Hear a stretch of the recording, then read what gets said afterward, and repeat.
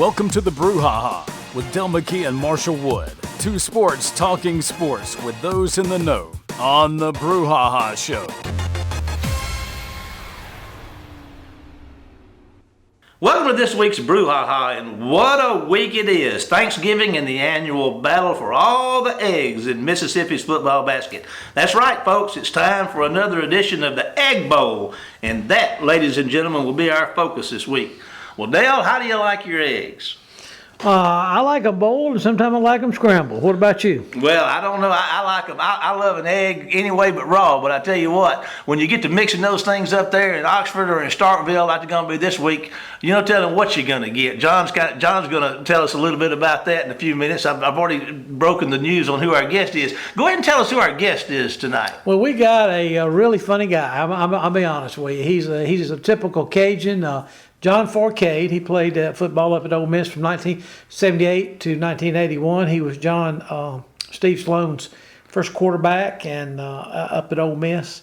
And he's got some stories for us. That's all I got to say. You got to stick to. Plus, he was the Saints quarterback for about 3 or 4 years.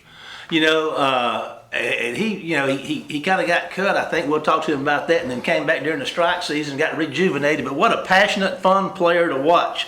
And we're gonna get to him shortly. But we're going to take a minute to hear from some of our sponsors, and then we'll be back with John Forcade right after these messages. Do you have any roof damage or missing shingles? Do you need a roof inspection to ensure your roof is functioning properly? Look no further than the roofing specialist Jackson Brothers Construction Services. We are here to service you with affordable prices, amazing customer service, and quality work you'll be proud of. Call us today at 251-295-6442. The Jackson Brothers Construction Services. They'll do you right. You heard it here first. Phillips Building Supply in Laurel, your hometown building supply store since 1954. We are locally owned and pride ourselves on helping our customers find exactly what they need. From foundations to roofs to doors and windows, Phillips has it. For tools, hardware, lumber, and plywood, visit Phillips Building Supply. Welcome to the show, John Forcade. John, how are you today? I'm doing well, Dale and Marshall. How are you guys? We're great, thank you, sir. Hey, we're doing pretty good here. Well, we got a big happening. I know you're down there in New Orleans, the Sin City of all for all time, but a great city to visit for sure. But let me ask you something. Do you keep up with your former team, the Ole Miss Rebels, much? That I do. As a matter of fact, I got to see them play more this year than probably the last 10 years. I went to 3 games this year. I went to the Arkansas game, LSU game, and I just went to the Vanderbilt game. So I'm trying to keep up with them, and I with them enough to know that it's a pretty good football club.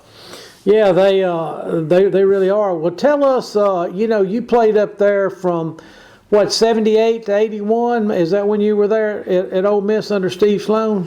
Yes, sir. I was there freshman year in 78, graduated 81 season. So I got it wasn't very rewarding years from the win and loss standpoint, but look, I enjoyed myself when I was there, and I gave it all I had. Oh, we sure you did. Well, let me ask you one thing. You were highly recruited out of New Orleans high schools down there. What sold you on Ole Miss at that time during the 1978 year? Well, how it came down to Ole Miss was obviously I was heavily recruited down here. I've had quite a few offers go all over the country. I was leaning toward Alabama. I was going to go to Bear Bryant, and when I got to do an official visit at the time, but his offensive coordinator told me I wasn't going to play till I was a junior, and that kind of set me back. I wasn't too thrilled to hear that. And so my next school was LSU, and I looked at LSU real hard, and I went, okay, I'll stick around here. Well, I heard the same thing from Charlie McClendon, that I wasn't going to play till I was a junior because they had another quarterback there. Well, Ole Miss came across only because Steve Sloan was just getting announced as the new head coach. I wanted to see what that was about, and they ran the same style offense that I ran at Shaw High School, where I was in high school. And I said, you know what? Let me see what they got to offer. And I told him point blank, the coach that was recruiting me was David Lee, the quarterback coach. And I said, Coach Lee, if you tell me I won't play when I'm a junior, I'm not coming to Ole Miss. He said, well, how about if I tell you you'll play as a freshman? Put that in writing? Well, legally, he couldn't put it in writing, but I like the fact that the way he recruited me, and Sloan was a new coach there and knew everybody, knew everything. It was enjoyable to go visit. And I did play as a freshman, so that's why I ended up at Ole Miss. Well, tell us about your experience in the Egg Bowls. Well, let's go back to the Egg Bowl. Get to start that first freshman year Egg Bowl. We win 27-7 in Jackson, which I like the fact that we played the game in Jackson because it was central located. A lot of people could come to visit and see Jackson as well as get to see both teams play there. Plus, it was a bigger stadium than we had on campus. And, we won the freshman year, and then we won my sophomore year. And I'm like, wow, this is pretty good. We only had to play the Egg Bowl as our bowl game of the year because it wasn't very good. We had some moments during our seasons, and then I remember my junior year, we had a chance to win the game, and my dumb butt throws a pick in the end zone and toward the end of the game, and we ended up losing that game 19-14. And then the big one of all big ones, we got to play my senior year in Jackson, Mississippi State game. They took the lead on us, and it was the strangest thing, the lead that they took on us was kicking a field goal with 30-something seconds left on third down. And I'm thinking to myself, what idiots were these guys? All they had to do was run one more down, kick a field goal, run the clock down, but they didn't. And they left us, I think, 27 seconds left. We took it down the field with the help of a pass interference call that the state people say it wasn't, Ole Miss people say it was, but you know what? I got no say in that. I'm just going to go line up at the 1 yard line, and with 2 seconds left, we called timeout. I ran to Coach Sloan and said, I know what play we're running, and I'm going to end my career on this play right here. And we took it into the end zone and beat Mississippi State. I went 3-1 against them in my 4 years. Yeah, that was a great memory. The one thing I do remember about that, but the one your senior year, besides calling the timeout, they decided to do a short kick. And I remember y'all got the ball on about the 35 or 40 yard line that day too. And then that pass interference did come in handy that day for sure. Well, listen, the games that you haven't played in, have you seen any of the Egg Bowls since you left Ole Miss? And is there anyone that stands out for you? Well, I've been to a couple of them, especially the ones that were on Thanksgiving night. I made a couple of trips up to Oxford when they played it for Thanksgiving night. I can't really pick a game. Just that it was such an enjoyable to go watch them play, special on Thanksgiving night because you were like the only game in town being played. And it was just a thrill to be able to go up to Oxford on campus after the stadium was obviously expanded. But being in the radio business here in New Orleans, it took away from going to weekend games and watch them. And it was like ideal for me to be able to say, hey, it's Thanksgiving, we're off, and then I go watch it. But that's not really any game. Anytime we beat Ole Miss beat Mississippi State. I don't give a Thanksgiving night or a Saturday for Egg Bowl. That's at the moment. That's the most enjoyable victory at that time.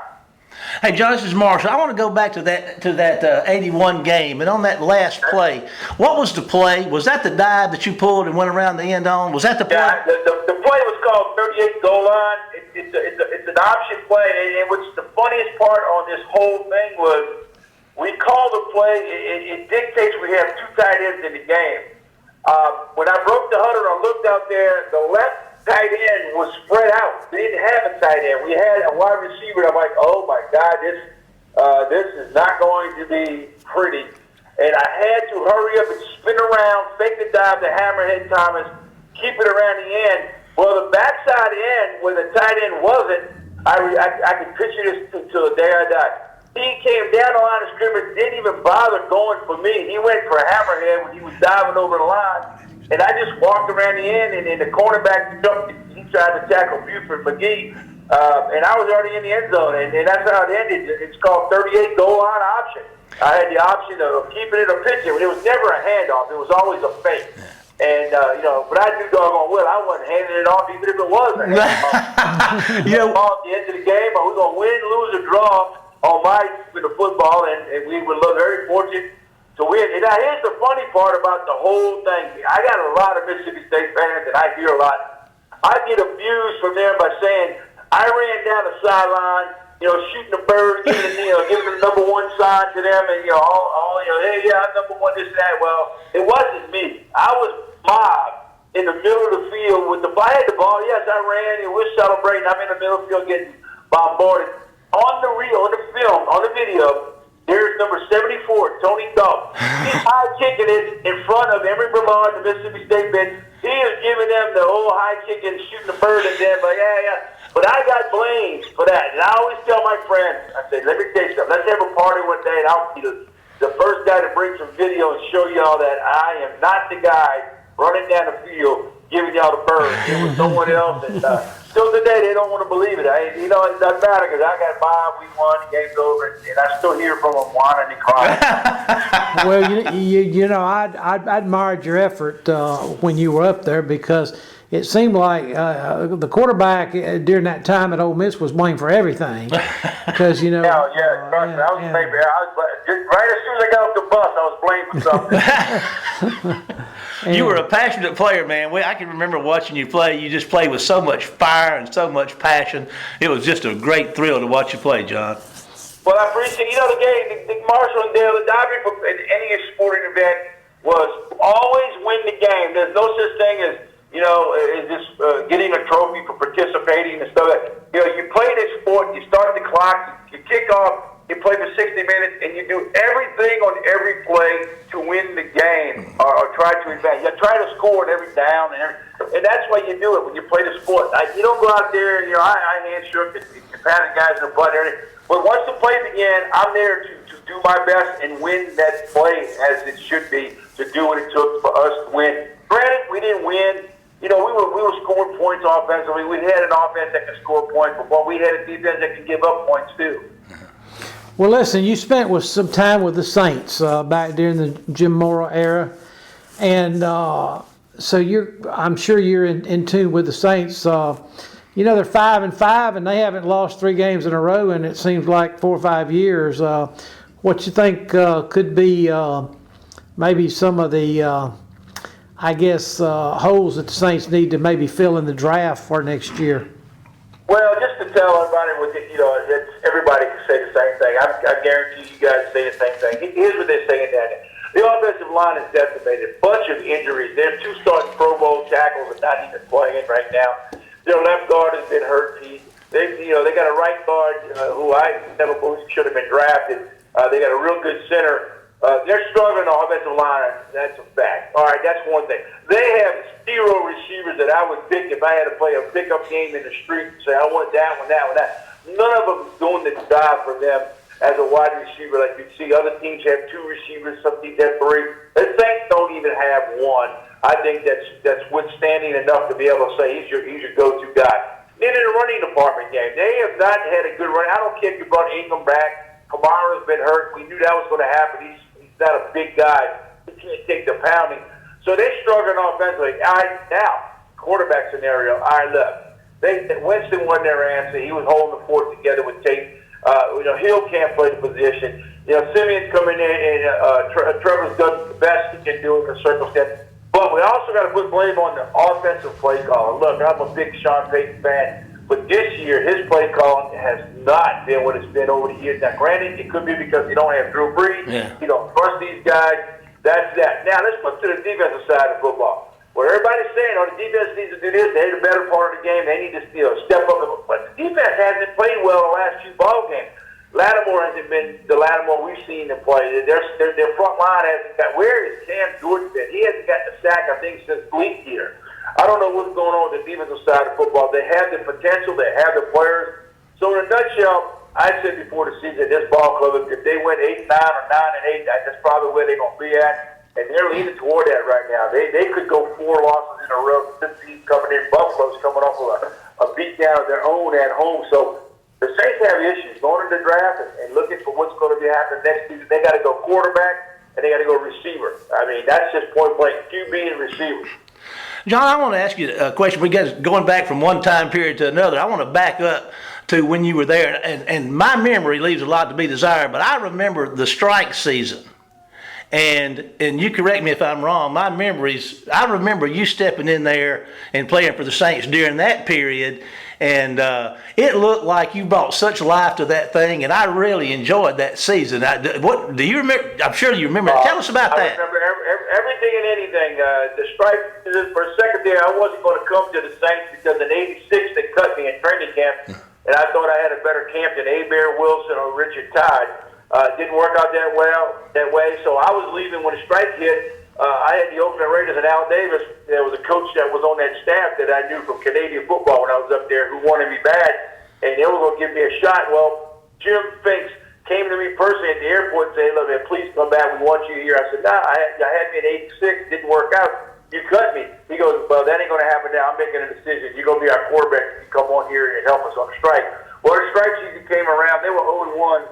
And we ended up winning 2 of 3 games. Should have been 3 games that we should have won. We lost the St. Louis game up in St. Louis on 2 blocked kicks, and they could score for touchdowns. That's how we lost that game.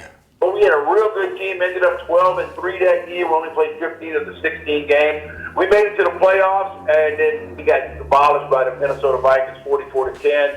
I wasn't even dressed out for that game, and Jim Finks wasn't a happy camper. But that's what it was. I got the chance to stay on the Saints and stick around, and I spent 4 years with the Saints, and I had some great memories with them. I had some rough times with them, but overall, look, I'm in the NFL's greatest 100 touchdown. It was a funny play that happened in the strike season in 1987 against the Rams. I threw a pick before the half. One of them Hail Marys. The guy ran it back. He fumbled it. One of their players picked it up, and he ran across the field. I was the last guy between the end zone and him. He got stripped from behind. The ball popped up in my hands. I took it 85 yards back for a touchdown. And the NFL's greatest 100 touchdown. Plus, it made the NFL's greatest folly. So, they can't take that from me. I had a great time when I was with the Saints, and I reminisce all the time about it. It was rewarding, and I got my opportunity. Well, John, you have been a blast, and we really, Marshall and I really appreciate you being with us today. And we just hope that we'll be like you. We'll probably be sitting in front of the TV set at 6:30 Thursday night watching the 118th time the Ole Miss and Mississippi State got together. So appreciate your time, okay? I'm looking forward to it, guys. Y'all have a great Thanksgiving. Anytime y'all want to chat again, let me know. I appreciate it. Hey, we may take you up on that offer. We'll take you up on it, John. Listen, this is Marshall. Anytime y'all want. Appreciate it, guys. Take care. Thank you, John. Bye. That does it for our first segment of the Brouhaha. We're going to take a break to hear from some of our sponsors, and we'll be back with more after this break. Do you have any roof damage or missing shingles? Do you need a roof inspection to ensure your roof is functioning properly? Look no further than the roofing specialist Jackson Brothers Construction Services. We are here to service you with affordable prices, amazing customer service, and quality work you'll be proud of. Call us today at 251-295-6442. The Jackson Brothers Construction Services. They'll do you right. You heard it here first. Phillips Building Supply in Laurel, your hometown building supply store since 1954. We are locally owned and pride ourselves on helping our customers find exactly what they need. From foundations to roofs to doors and windows, Phillips has it. For tools, hardware, lumber, and plywood, visit Phillips Building Supply. Welcome back, everyone. What a treat John Forcade was. What an exciting player and competitor. That was fun, Dale. And what do you say we go back for some more eggs? I have another round prepared with Waynesboro's own Gary Sigler. Gary, how you doing today, buddy? Oh, I'm doing pretty good, Marshall. How are y'all? Gary, this is Dale. Welcome to the show. Yeah, Dale, good to speak to you. Well, Gary, it's Egg Bowl week, and you and I, we talk a pretty good bit during the course of the week. Our offices are right across the street from one another, and I couldn't think of a better guest than you to talk about the Egg Bowl, because I understand you've been to quite a few of these things. I want you to tell our listeners, Gary, how many Egg Bowls you've been to and how many in a row you've been to, and then we'll talk about some specifics. But just give us some numbers to start with. Well, I checked on it, and I think I've been to 50. I will it's got this year to 54 Egg Bowls. That's a lot of eggs. That's a lot of eggs. This will make 49 in a row. I've been to 48 Egg Bowls in a row. When was your first one, Gary? The first Egg Bowl was in 1973 in Jackson, when the series was moved from the campuses to Jackson. That was my first in the street. But your first one you ever saw, tell us about that one, because that probably planted an early seed. Tell us about your very first Egg Bowl. Well, that was in 1956, and I went with Dr. T.O. Massey and Mr. Glad Jones, and they carried me and Bill Martin Jr. and Sonny Wyndham, and we'd never been to Oxford, and it was a beautiful day in November and cold, and Ole Miss beat State that day 12-7. Well, you got off on a good start because you're a Rebel through and through, right? That's right. Well, listen, seeing so many of these things, I know you've got some memories because we've talked about them in the past, but let's just kind of go through and hit some of the highlights of some of the things that you've seen that really made an impression on you through the years. And I might ask you about one, but just pick a couple. Let's start with one, and tell us something tell us some of the ones you remember the most. Well, without a doubt, the one I remember the most was the one in 1983, Billy Brewer's first year, and it was played in Jackson, and it was later referred to as the Immaculate Deception. And that's when, at the end of the game, with about 25 or 30 seconds left, Artie Crosby, the state kicker, lined up to kick a field goal. It was about 25 yards, a chip shot for him. And there was a 40-mile-an-hour wind blowing, and of course it went through what we all thought was through the uprights. But about the time it crossed the bar, the wind blew it back over, and it was no good. I remember that. It ended up being a 21-17 Ole Miss victory. No, it wasn't 21-17. Let's see, it was 24-23. 24-23. Wow, what a game! That's certainly I'd have to say that's probably the biggest moment, in Egg Bowl history. I would defer to you. Do you have another game or two? Let's look at another one you remember. Well, another one of them that we recall stand was in 1992. Billy Brewer was the coach, and he had hired Joe Lee Dunn as the defensive coach, and they had really done a good job. But at the end of the game, there was about 3 minutes left in the game, and State actually ran 11 plays from inside the 12-yard line. Wow. And they could not score. They were turned away time and time again. And the final play ended with a State guy barely dropped the ball, and I think there was about 20 seconds left on the clock. And Ole Miss ended up winning that game 17-10. But State had every opportunity, and just that day wasn't their day. Gary, the name of our show here is a Brouhaha, and Dale and I get along really well, wink, wink, and we very seldom get into an argument or anything. But I understand one of these games up there at Egg Bowls, and it had a real Brouhaha to get one started one night. Do you remember that? Yeah, now that was at Starkville, and I was at that game. And that was in 1997, and actually State won the game. No, I don't guess they did. I believe Ole Miss ended up winning the game. But it started out before the game started with a fight. Yeah, Ole Miss won the game. Who won the fight? Ole Miss, because Bruce McAllister laid one of them out, and they always said that it was a recruit that State had brought to the game. And he made a mistake and ran into Deuce. But anyhow, the game, State had really worked on Ole Miss that day, and Ole Miss had trailed them until really the very last of the game. And with about 2 minutes left, Stuart Patrick was the quarterback. He directed a drive, but it was about 60, 70 yards, and they scored and went for two. And he hit Corey Peterson with the 2-point conversion, beat him with 25 seconds, I think. No time left, hardly. That ended the game. 15-14. But we got our money's worth. We won a fight in the football.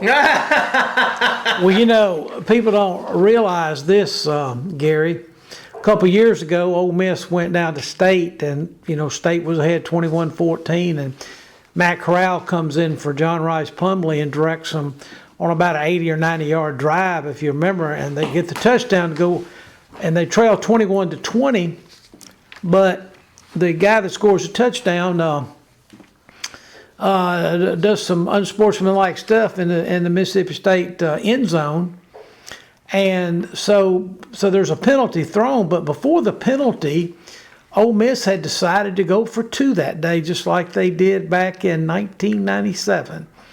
And so, but because of the 15-yard penalty, the kicker, the extra point had to be attempted, I guess, from around 30 yards, and the Ole Miss kicker ended up missing it. But we could have had a rerun on that 2 years ago.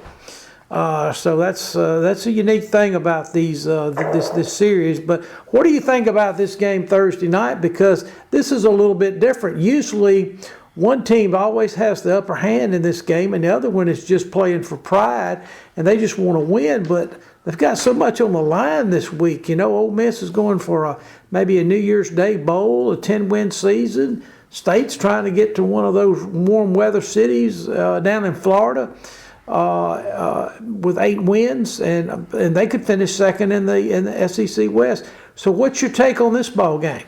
Well, I don't really want to predict it. If I did, I might be wrong. Well, but anyhow, 2 good teams, 2 of the better teams they've had in a long time, beats a lot of quality opponents. State at the present seems to really be on a roll. Ole Miss is maybe getting all their players back. I have to go with my heart in Ole Miss, but it ought to be a barn burner. Gary, I want to go back and talk about your string of attendances.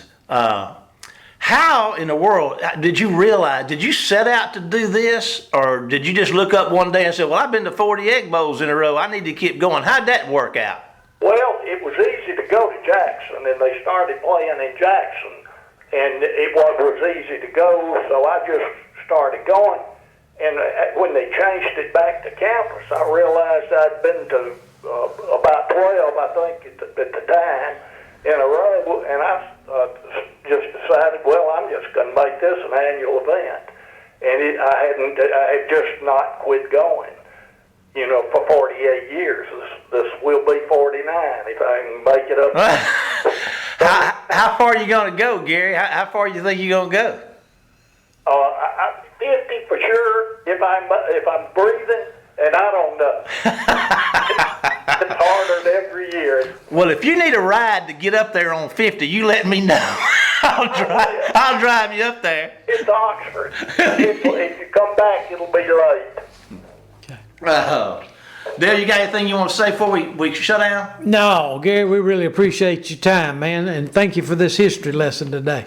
Well, I enjoyed it, and I hope we come out on top. Ole Miss comes out on top, but win or lose, it'll be a good one. Yes, sir. Well, both teams have had a great year. I love both coaches. And I just think that there's a lot of positive things going on in Mississippi. We got Deion Sanders at Jackson State. We got Kiffin and Leach, and we got Will Hall at Southern Miss. I think we got a lot of good football coaches in Mississippi, and in Mississippi State and Ole Miss. It's just going to be a classic game, and I think both of them had great seasons, but this would kind of be the cherry on top of the ice cream sundae. No doubt about it.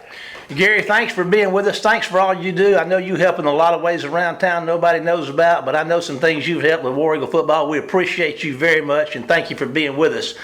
Well, Brouhahars, we're out of time. Dale and I thank you for being with us and remind you to follow us on Facebook at the Brouhaha and share things you might want us to talk about. Now it's time to say goodbye, Dale. Goodbye, Dale. Happy Thanksgiving, all, and we hope the Egg Bowl goes your way. Take us out of here, Jamie. You've been listening to the Brouhaha with Dale McKee and Marshall Wood. Heard Tuesday evening, 6 p.m. on WABO. For more of the Brouhaha, follow us during the week on Facebook and WABO.